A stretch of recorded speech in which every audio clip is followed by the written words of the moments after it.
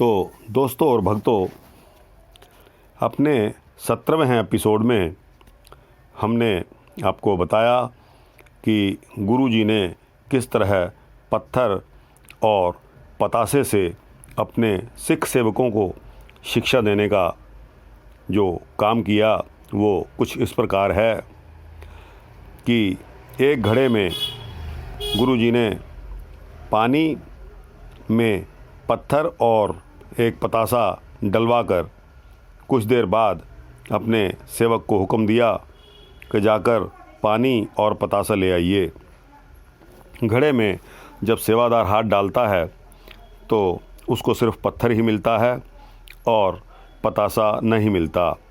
इस प्रथाए गुरुजी ने अपने सिख सेवकों को बताया कि देखिए, पतासा जो कोमल और मीठा होता है वह पानी की संगत करके उसमें विलीन हो जाता है, लेकिन पत्थर का टुकड़ा जो कि कठोर और बेरस होता है उसको ऊपर कोई पानी का असर नहीं पड़ा, वह ज्यों का त्यों ही पड़ा रहा, उस पर पानी की संगत का कोई असर नहीं हुआ।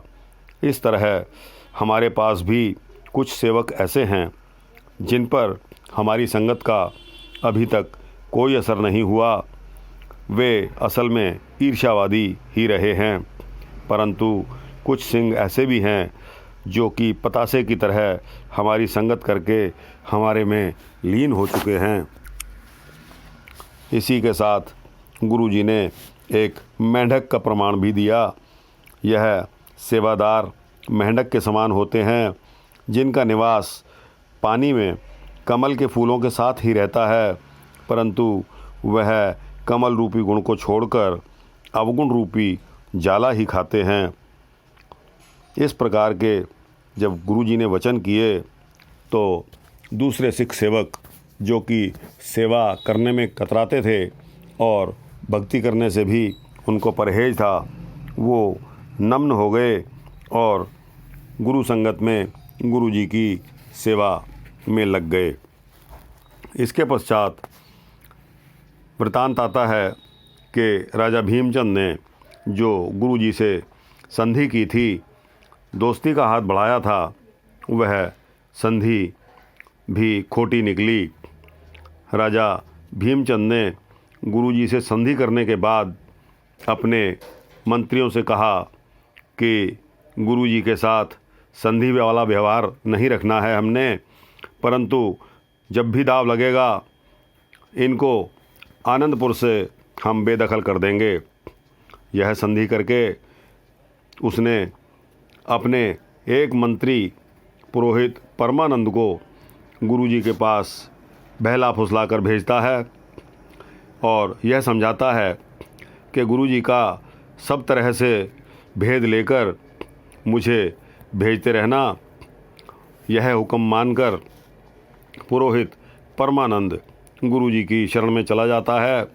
इस हुक्म के अनुसार परमानंद को गुरु दरबार में भेजकर राजे की ओर से 2 बंदूकें और 1 घोड़ा गुरुजी भेंट करते हैं और राजा भीमचंद सदा ही आपके साथ मिलाप करना चाहता है, आपके साथ मेल रखना चाहता है। इस तरह की बातें वह आकर गुरुजी के पास करने लगा। इसके पश्चात वज़ीर गुरुजी के साथ ऐसे हिल-मिल गया जैसे कि उन्हीं के परिवार का सदस्य हो। दोनों समय गुरु दरबार में अपनी उपस्थिति देकर बहुत ही प्रेम जताता और साथ ही अपना भेद लेकर जो उसको आदेश था भीमचंद को भेजता रहता। अब इसके पश्चात रवालपुर के मेले पर राजाओं से मेल करने के लिए पम्मा किस तरह गुरुजी को उकसाता है उसका वृतांत आता है। एक दिन पुरोहित पम्मे ने, यानी कि जो नाम आया है परमानंद, गुरुजी को प्रार्थना की कि आप रवालपुर में बहुत भारी मेला लगता है, आप भी वहाँ चलिए। वहाँ इस मेले के समय पहाड़ी राजे भी आते हैं और सभी राजाओं से मिलने का यह सुअवसर होगा। गुरुजी की सलाह, जब गुरुजी घर पर सलाह करते हैं तो गुरुजी परमानंद की सलाह तो मान लेते हैं और जाने के लिए मेले में तैयार हो जाते हैं। गुरुजी के साथ माता गुजरी, आपकी सुपत्नी माता सुंदरी जी और जीतो जी भी तैयार हो जाते हैं, लेकिन अपनी पत्नी और परिवार के बिना गुरुजी अपने योद्धाओं के साथ रवालपुर तीर्थ पहुंच जाते हैं और एक अच्छी जगह देखकर अपना डेरा डाल लेते हैं। उधर दूसरी तरफ से पहाड़ी राजे भी पहुंच जाते हैं और अपने अपने डेरे लगाकर ठहर जाते हैं। दूसरे दिन जब सभी राजाओं के मंत्रियों ने गुरुजी के पास आकर प्रार्थना की कि सारे राजे मिलकर आपके दर्शन करना चाहते हैं, अगर आप आज्ञा दें तो वो आ जाएं। गुरुजी से आज्ञा लेकर सारे राजे बड़ी सज धज के साथ अपनी अपनी भेंट लेकर गुरुजी के दीवान में आकर भेंट अर्पण करके दीवान में बैठ जाते हैं और सम्मान के साथ वो प्रसन्नता पूछकर और फिर नीति और सामाजिक बातें करके सब ने अपनी पिछली गलतियों की क्षमा मांगते हैं तथा आगे से गुरुजी के साथ मेल मिलाप करने का प्रण करते हैं। इसके पश्चात इन राजाओं की रानियां भी गुरुजी के दर्शन करती हैं और पूरे सम्मान के साथ दर्शन करके गुरुजी की खुशियां प्राप्त करके अपने अपने डेरों में चले जाते हैं। ये लोग मंडी के राजे के पास किला गोविंदगढ़ का निर्माण करवाना। रवालपुर के मेले से मंडी का राजा गुरुजी को अपने साथ ले जाता है और आप जी का डेरा अपने किले कमलाहगढ़ में के पास गुरुजी की याद में राजा ने एक छोटा सा किला तैयार करवाता है, जिसका नाम गोविंदगढ़ रखा जाता है।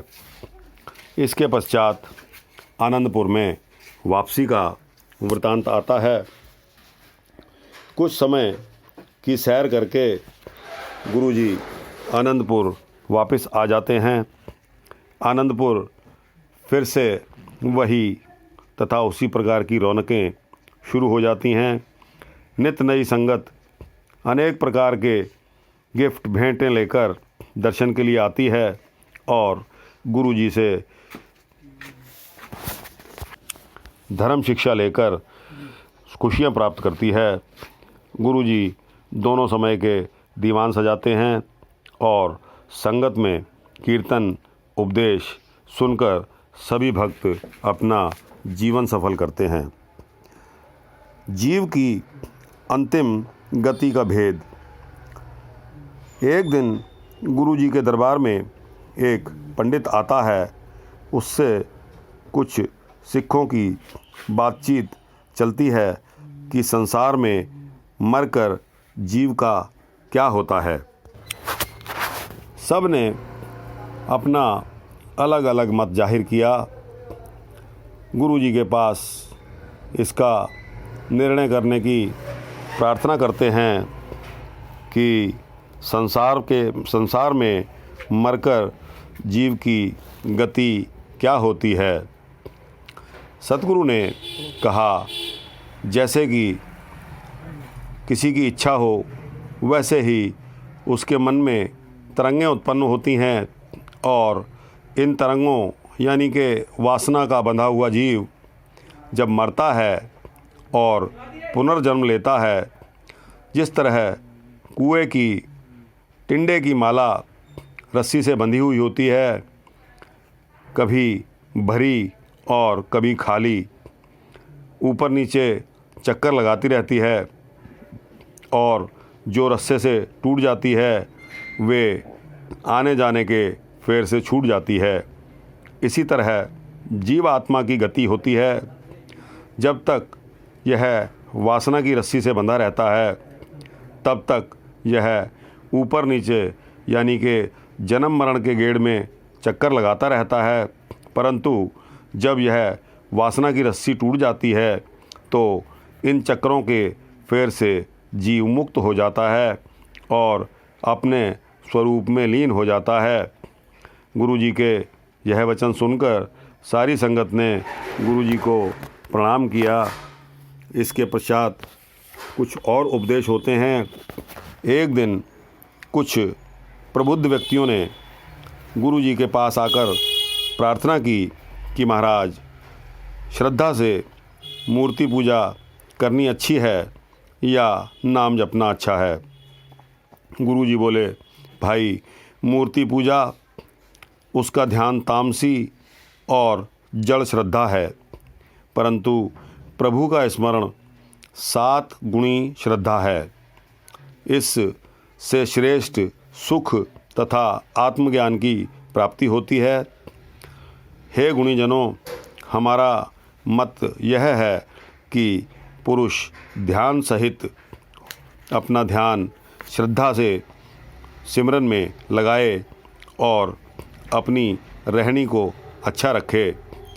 कलयुग में प्रभु का नाम जपना ही सबसे बड़ा कर्म और धर्म है।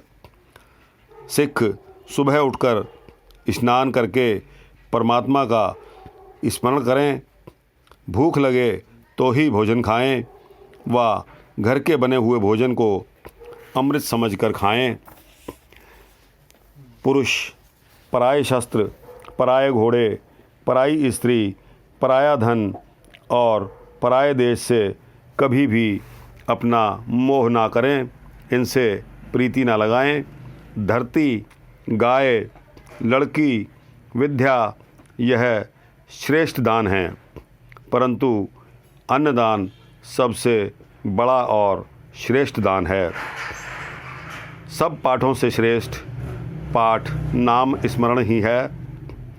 सभी योनियों से श्रेष्ठ मनुष्य की जोनी है, जो कि श्रेष्ठ मानी जाती है, परंतु अच्छी करनी के बिना मरना और जीना दोनों ही बुरे काम हैं। इसी तरह गुरुजी नित्य प्रति उपदेश देकर संगत में आए नए नए सिखों को अमृत छकाकर केश, कचहरा और शस्त्र इत्यादि धारण करवाते और उनको नाम स्मरण के लिए उपदेश देकर सिंह सजाते थे। इसके पश्चात लाल सिंह की ढाल की परीक्षा का वृत्तांत इतिहास में आता है। एक दिन पूर्व देश के रहने वाले भाई लाल सिंह जी ने गुरुजी के लिए एक गैंडे की खाल लाकर भेंट की और बड़े गर्व से कहा कि महाराज, इस ढाल को कोई शस्त्र काट नहीं सकता और बंदूक की गोली भी इसमें से पार नहीं हो सकती। गुरुजी ने सिख का अहंकार दूर करने के लिए भाई आलम सिंह को कहा कि इस ढाल का निशाना लेकर इसे गोली मारो। हुक्म के अनुसार भाई आलम सिंह ने 3 बार गोली चलाई, परंतु कोई भी ढाल को भेद ना सकी।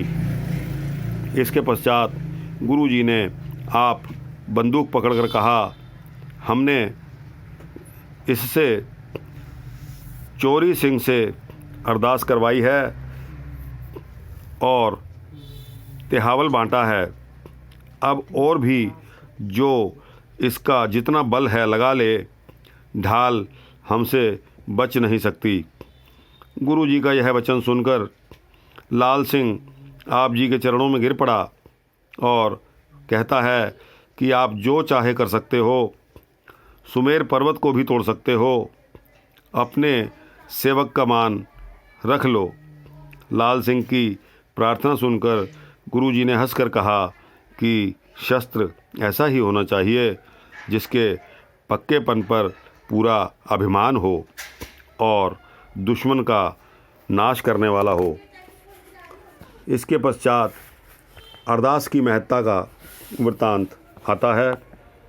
एक दिन उज्जैन शहर के रहने वाले एक सिख बिशंबर दास ने गुरु जी के पास आकर प्रार्थना की कि हे सच्चे पातशाह, मेरे घर बहुत गरीबी है, मुझे धन की बारिश करवा दीजिए।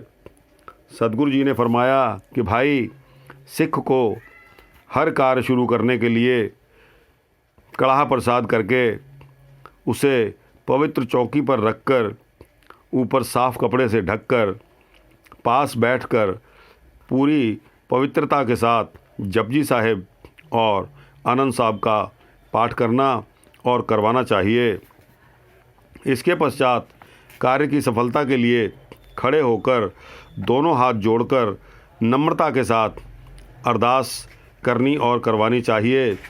फिर जो भी कार्य हो वो सिद्ध हो सकता है। घर जाकर तुम इस तरह ही अरदास करवाना, तेरे घर धन और सुख संपदा की बारिश होने लगेगी। बिशंबर दास, प्रत्येक सिख की यह अरदास होनी चाहिए। बिशंबर दास ने कहा, गुरुजी, महलों और दुशालों में रहते हुए या बहुत ही गरीबी के समय हर हालत में आप जी के चरणों का भरोसा मेरे हृदय में ज्यों का त्यों बना रहे। मेरा मन कभी भी सिक्खी भरोसे से दूर ना हो, यही चाहता हूँ। इसके पश्चात पूर्ण सिख के लक्षणों का वृत्तांत आता है। तो दोस्तों, समय हो गया है। अगला वृत्तांत अगले एपिसोड में पूर्ण सिख के लक्षण के बारे में आपको बताएंगे। तब तक के लिए वाहिगुरु जी का खालसा, वाहिगुरु जी की फतेह।